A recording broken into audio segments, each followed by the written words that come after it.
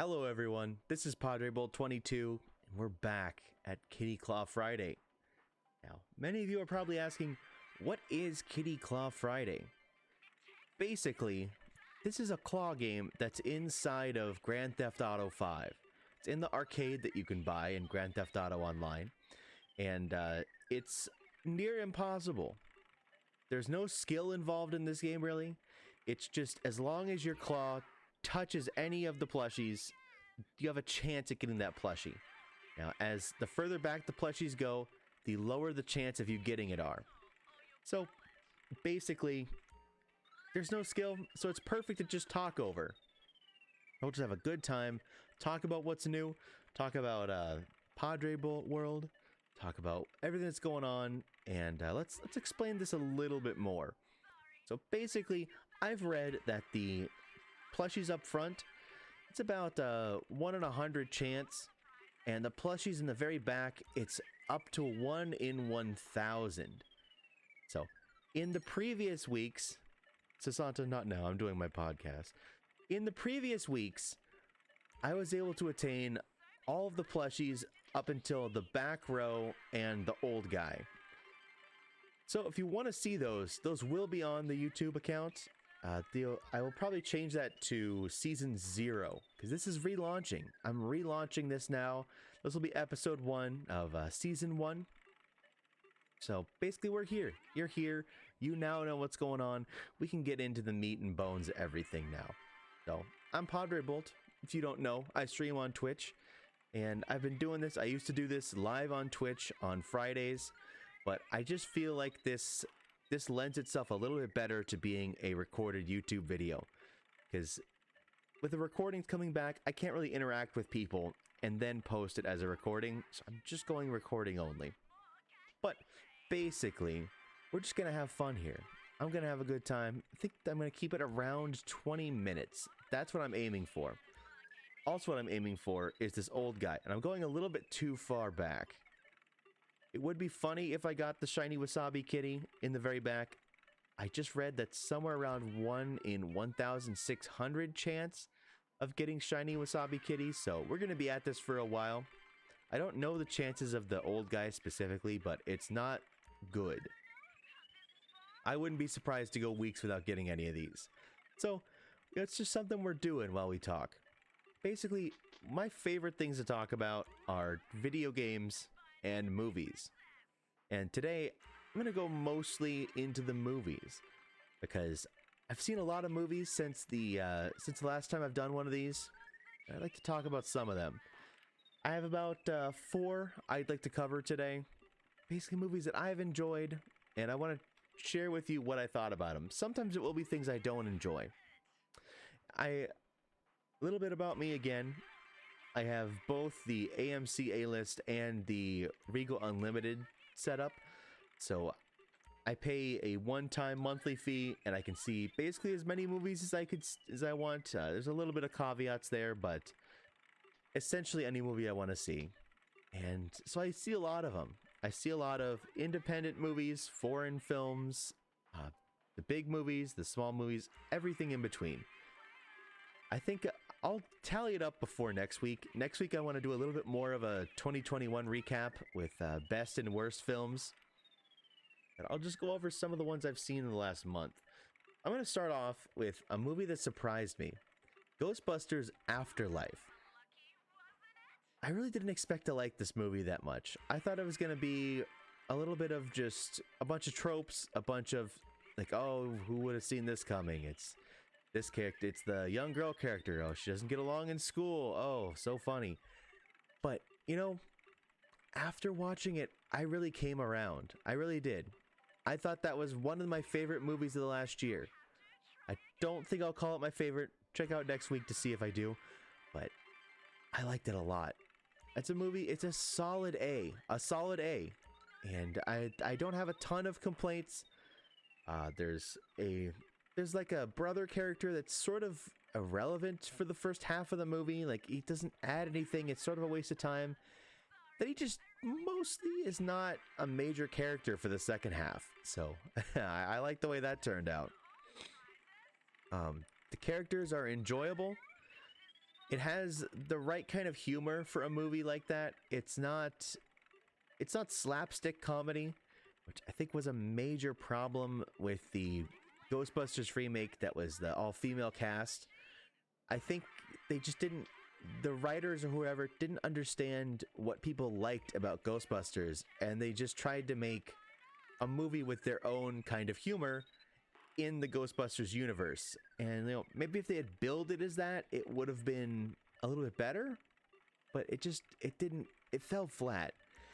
I think that's the movie where there's so many jokes per minute, and maybe half of them I'll at least be like, yeah, I get that's funny. I don't think I laughed a lot at the movie, and it was bad, I'll be honest. Maybe it's not my sense of humor. I accept it if somebody likes it and I don't. I'm not someone who's going to be like, you have to agree with my opinions on movies, because I disagree with a lot of people on movies. I'm usually more forgiving, because I understand that not every movie is supposed to be a Mona Lisa of just an absolute work of art. I think movies, a lot of them are just entertainment, and you have to look at them in different ways. You can't judge a artsy movie with the same scale as you do like a Marvel movie, because a Marvel movie is designed to just be exactly what it is, an entertainment module. You have fun watching, you enjoy the characters, and the music's not going to blow your socks off. Sometimes the visuals are cool, but often it's it's CG stuff, and it's good. It's what it's supposed to be. Those are solid movies. In fact, I'll jump directly into a Marvel movie that I liked a lot, Spider-Man No Way Home. Spider-Man No Way Home is a tremendous movie. That's a strong candidate for my favorite movie of 21. It's a little long, but I didn't feel like it dragged. I really feel like it had everything I was looking for in the Marvel movie. It's an example of one of those movies that just delivers. You go in wanting certain things from it. I'm going to try to keep these reviews spoiler-free, because especially if they're new movies, I don't want people to be like, oh, I haven't seen it yet, don't talk too much about it. It's good. It's really good, and you don't need to take my word for it. Basically, everyone in unison has said, this is a really good movie and you enjoy it. But I really can't think of anything I'd want to complain too much about that movie. I really think it was good. It was really good seeing all the callbacks and stuff, all the modern stuff. Interesting to get a little bit of insight on where the Marvel movies are going from here, because with Avengers basically over, we've seen most of our favorite characters. They've come to an end. Iron Man, Captain America. I don't think those actors are coming back. Maybe Thor, we'll see. Thor's coming back for now. That might be coming near its end. We'll see where that goes. But yeah, Spider-Man No Way Home, tremendous movie. If you haven't seen it yet, and you feel comfortable going to the theaters, I'd say now is a good time. It's a really, really good movie. I love that movie. It's tremendous. I might see it a second time. Just try to find a time that works. Anyways, I'll move on from there. I'll go back to back Marvel, because this will show you that I'm not just a total Marvel lover. I saw Eternals. The movie was solidly okay. That is a movie that was long and was too long. Some of the characters really work out. You connect with some of them. Some of them you just don't really understand why you're supposed to care about them. And that's a danger when it's one of those casts that is mostly stars, like people you're supposed to recognize. At least a few of them are big stars. Some of them you don't. But I don't know. I don't know. It didn't stick with me very well. I guess it's introducing too many characters in one movie. I think there's 8 or 10 of them. I don't exactly remember. But you run into trouble when you're introducing too many new things, because you don't have time to form a connection with any of the specific ones. And it's a good movie. Good enough. Definitely okay. Not a total waste of time, especially because, I pay the the monthly fee, so I get in for free. But yeah, if you have Disney Plus, I think you'd be okay waiting to watch that one at home. I love watching stuff in the theaters instead of streaming at home, but if you have to watch it at home, you're not going to miss too much. Not the craziest movie you'll ever see. Angelina Jolie was pretty good. I like her in anything she does. She's tremendous. Tremendous. That's the bright spot of the movie. I'll say that. And she's not in it a ton either, but impressive. I'll move on from there. I'll move on to The Kingsman. New Kingsman 2021. It's I expected to not like this movie. From what I had seen in the trailers, and boy oh boy, I had seen a lot of the trailers, as this movie got delayed twice. So I've basically been seeing these trailers for 2 years, and as someone that sees so many movies, I see a lot of trailers, and if I see the same ones over and over again, it can sort of sour me on movies. That's why I have a personal rule not to watch trailers outside of the theaters. Like, oh, new trailer's out, come watch it. I'll see it in the movies. I'm gonna see it enough. I don't want to burn myself out on movies, and that's almost what happened here. But this movie was really good. I'm a pretty big fan of the Kingsman franchise. The movie unfortunately did pretty poorly at the box office, so I think this will be the last. Maybe they'll say, oh, it's COVID, we'll give it another shot, just it's a fluke. Poor decision to have it go out against Matrix and Spider-Man No Way Home coming out at the same time, and there's just not enough screens for it. It wasn't in any premium formats because everything was Spider-Man, and anything that wasn't Spider-Man was Matrix. Matrix, I have not seen that yet.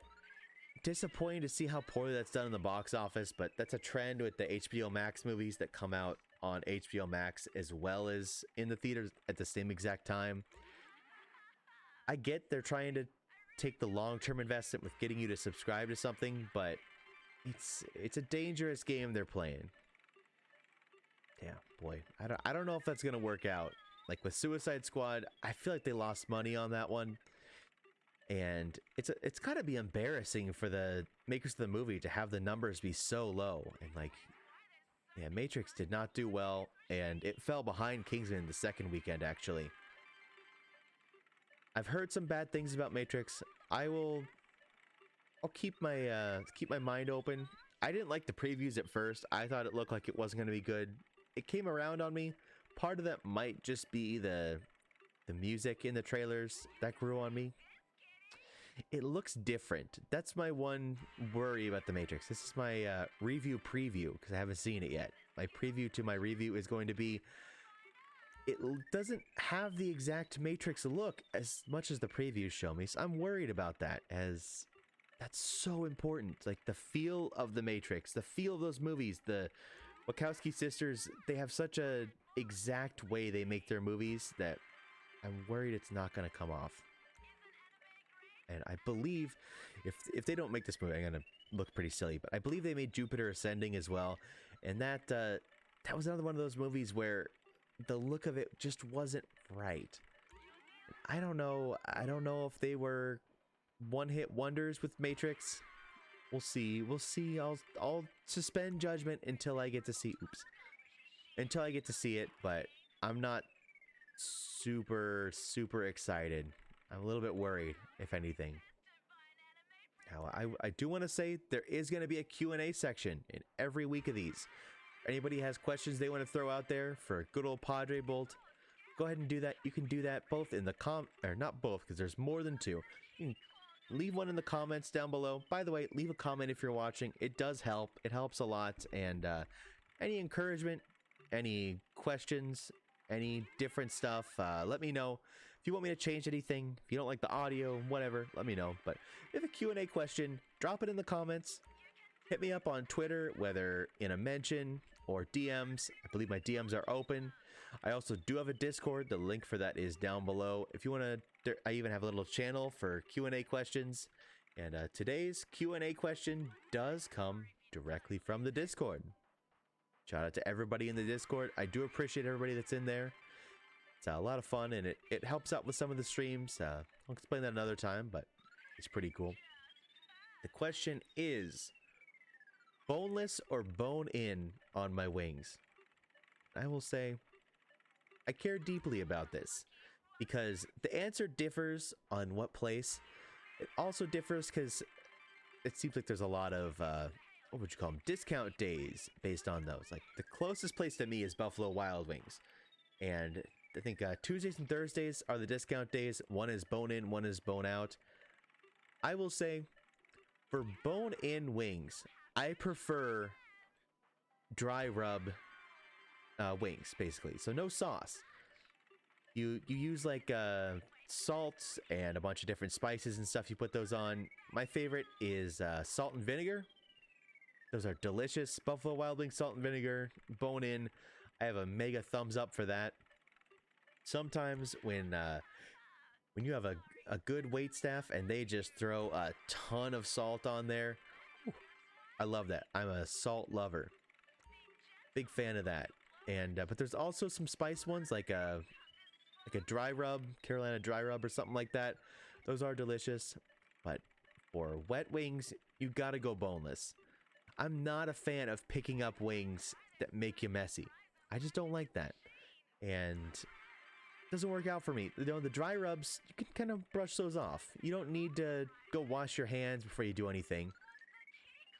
Especially if you want to take your time, like at a place that has a bunch of screens, like a Buffalo Wild Wings. You want to be able to use your phone while you're in there. You can't just go, oh, well, I'm just going to have my hands be messy and then... Or, you know, like what? Try to use the napkins and just get sticky all over your phone? No, thank you. I'm not interested in that. No. No, thank you. It's a big no from Padre Bowl. But if I have to pick, I am going to go bone in because I love those dry rubs so much. Most people, they're wet wing lovers. I love those dry wings. I love the crunch. I actually don't. I love the flavor of meat. What can I say? And that's a wonderful segue to the last thing I want to talk about this week. This is a real world problem. I went to KFC this week. Twice, in fact. And the first time I went, I got probably the thing I would say is the best thing on the menu now, which is the pot pie. Shockingly, KFC has an amazing pot pie. Crispy, got all sorts of good vegetables in there. You got your peas, got your carrots, got your potatoes. It's also like $5, which isn't bad, especially out here in California. Things are expensive here. And if you can get a good meal for $5, that's not bad. Won't complain about that. The problem comes when I go to the second time. There is a brand new imitation chicken nuggets. And they're okay. It just, my big hang up with imitation meats is they don't taste like the meat they're supposed to. If you were just telling me this is a new type of tofu and it tastes like a new type of tofu, I would be like, you know what? These aren't bad. I appreciate this. But when you're telling me this is supposed to be beef and I'm expecting beef or I'm expecting chicken or pork and I get imitation versions of those, it just doesn't go down well. I at least finish them because I will say I have not been able to finish an Impossible Burger. I've tried twice at 2 different places. I can't finish it. It goes in the trash. It doesn't taste like meat. It doesn't. No, you want to know what? I'm just not going to say I hate like plant-based stuff because I don't. If you go to Chipotle and you get the sofritas, which is basically like a tofu cooked in the same way they do the chicken, that's good. I like that. I'll get half chicken, half that. I'll go half and half. And you know, you can tell the difference, but it's not bad because I'm not expecting every bite to taste like chicken. Maybe that's my fault for having, you know, a hang up in my head about what I want to taste. But, you know, it's just not good. Not good like that. So see, this has been about 20 minutes and I didn't get anything this week. That's why I think this works well for a podcast, because I just get to do this week after week. And it just can do it mindlessly, keep going. I would love to get something, don't get me wrong. I would love to win the next shiny one, the next little plushie. I would love to one day get Shiny Wasabi Kitty herself. We're going to need to go a lot of weeks for that to be a reality, I think. We're going to give this one last shot. And as I do this, I want to say thank you to everybody who came out. Don't forget to like and subscribe. Don't forget to check me out over on Twitch, twitch.tv/PadreBowl22. That's it for week 1 of our relaunched Kitty Claw Fridays. Thank you everybody who comes out. Thank you everybody who watches. I'll see you guys next week. Thank you very much.